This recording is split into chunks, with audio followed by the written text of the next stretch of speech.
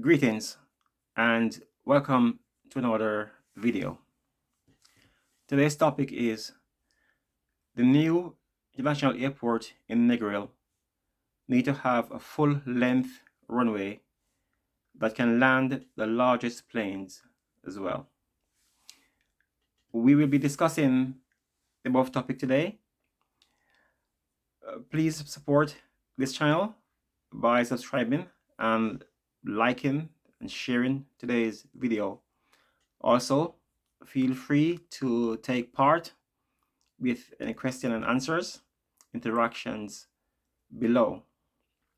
Now, Jamaica need to build full-length runways on all new international airports.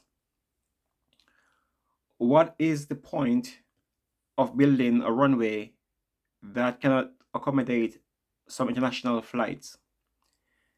If the objective is to get more visitors from faraway shores to visit Jamaica, why does the Jamaican government keep building airports with these half-length runways that can only accommodate the smaller planes? Just 2 months before the American Airlines were due to begin flights from Miami to the Ian Flemings Airport near Ocho Rios, the flights were postponed. On the 9th of September 2022, the government statements on the news media had the Prime Minister given the excuse that, and I quote, what was needed currently exceeds what now exists at the airport, unquote. The Prime Minister did not give the full details of what the shortcomings were, but said it would take 6 to 7 months to resolve the issue. Many, including myself, got the impression that the runway was too short. It did not have enough room to cater for any mishaps that can happen, such as pilot overshooting the runway a bit during bad weather, etc. The requirements from the American Airlines were not stated, but I've copied and pasted the quote below from the Observer on the 9th of September last year. Quote, it did not disclose what was requested, but noted that the aids are to ensure the consistency of service during periods of unstable weather conditions after commencement of operation, unquote. That was from the American Airlines. That's what the requirements were.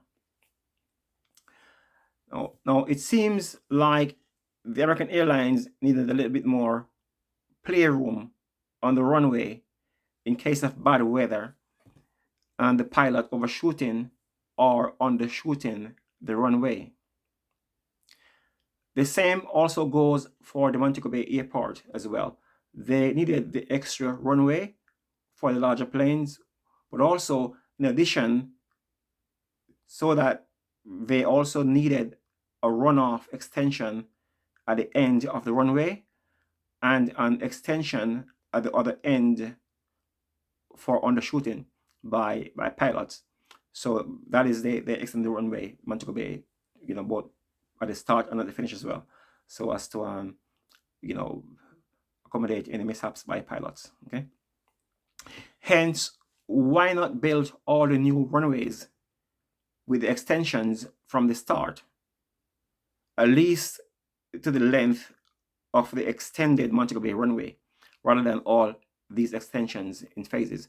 So just build the runways to the same length that Montego Bay is at now or will be when it finish. So that way, we won't have to dig up and go over again all that stuff.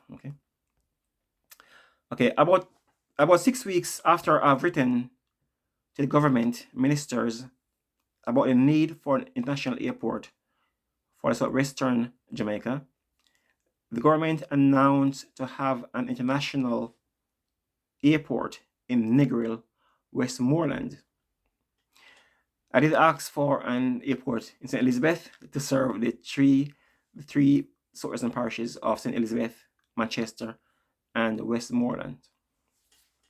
However, the government chose to put the airport in Negril instead.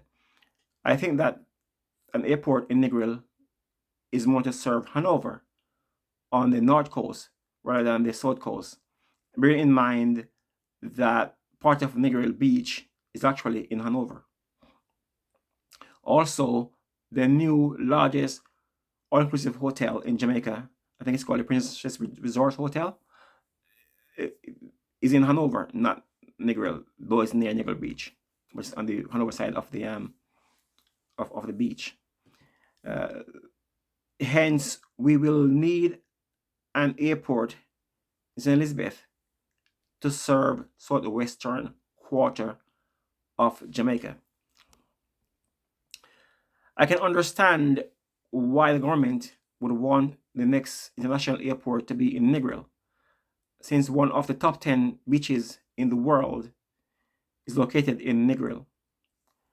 What I can't understand though is why the government is building it out in phases, especially the airport runway. If these built out in phases runway are not long enough for the planes from the USA, like American Airlines, how are they going to accommodate larger planes that tends to fly from Europe and the Middle East to the Americas? The government should use the Negril airport as a test run for the other airports that the country will need. If we are going to double and triple the number of visitors coming to Jamaica. Many potential visitors want to come to Jamaica but can't get flights. The current situation is good for the all-inclusive hotels and the airlines, who are keeping their prices artificially high due to high demands. However, that is bad for Jamaica, as the country is missing out on earnings that the country could make from the millions of extra visitors who want to come to Jamaica, but the flights are too expensive. I'll do a separate video on the artificially high airfares to visit Jamaica and what the government can do about it. If the government don't want to build a large airport in Negril as yet, that's fine. However, the government need to build the runway long enough to be able to receive the largest passenger planes from anywhere in the world. Just put the tarmac on the ground and see the result. The airport can be extended later, but get the runway sorted from the start. It's only a 2.5-mile runway that is needed, or 4,000 meters, and that can land any plane. And see the result, see the extra million visitors coming to Jamaica when we have that in place. From what I've seen over the past several years, it appears to me as if airfares to Montego Bay Airport and to Jamaica on a whole is kept artificially high. The country needs other airports to compete with Montego Bay because of the artificially high airfare to Jamaica. Potential visitors to Jamaica are going to other countries. I'll address this issue in my next video. And I've checked with my nephew a short while ago. He's a trainee pilot, and he confirmed that the reason for the postponement of the American Airlines flight from Miami to Ian Flemings Airport in Ocho Rios was because the runway was not long enough. Thanks for watching this video. Please subscribe and leave your comments below. God bless you God bless our Prime Minister, and God bless Jamaica. Until my next video, peace.